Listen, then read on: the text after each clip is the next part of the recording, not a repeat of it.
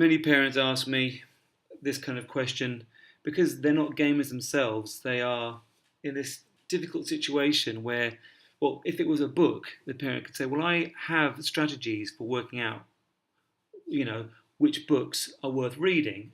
Sometimes this isn't just a question of has it got inappropriate content. It's just, is it actually any good? Like, is there any point me wasting money on buying a book which is actually rubbish, or buying a film or whatever, a DVD, where you end up thinking, well, that was a waste of money because it was absolutely shallow, it was pointless, it was uh, lacking in creativity, it wasn't innovative, or more likely, it had content in it that was just completely inappropriate. You wish you'd never touched it. So, parents who are consumers of media like books and films and TV shows generally feel more confident about being able to find ways to decide what is or is not appropriate. But if you're not a gamer, it can be tricky. And that's why I'm here, that's why I've made this video. As a gamer, I do also have ways of finding out whether I should spend my hard-earned cash on that game.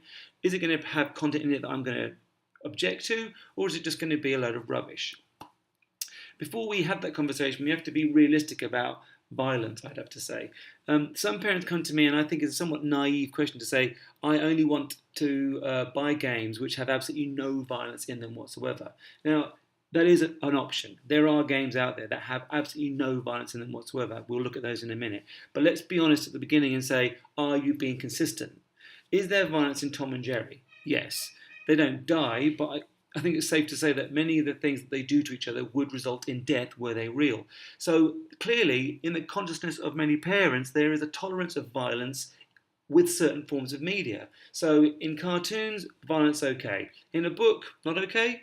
In a film, TV, in a game, my point is be consistent. If you decide to accept a certain kind of violence on a TV show, then you should be prepared to accept that in other forms of media as well.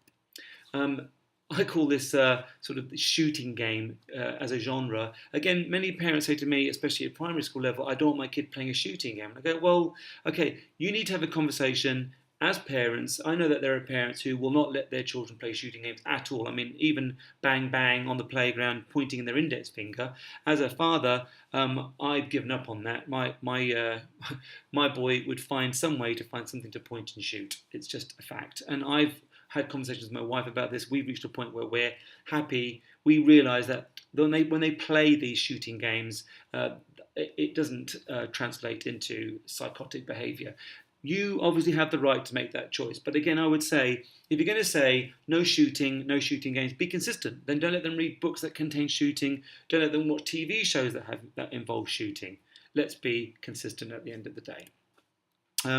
This is a book that my son's currently reading, a phenomenal book, but death is the theme. And I think there comes a point we have to accept that in a lot of our entertainment, violence is an important element and is a powerful storytelling mechanic. If you're going to reject violence in all forms of entertainment media, you are going to severely restrict options for your child. Great. You made the decision as an adult, as a parent, fine. All I'm saying is be consistent. If you're going to say no to violence in gaming, well, then you shouldn't be letting them read this. You shouldn't let them read this either, which leads me to another point.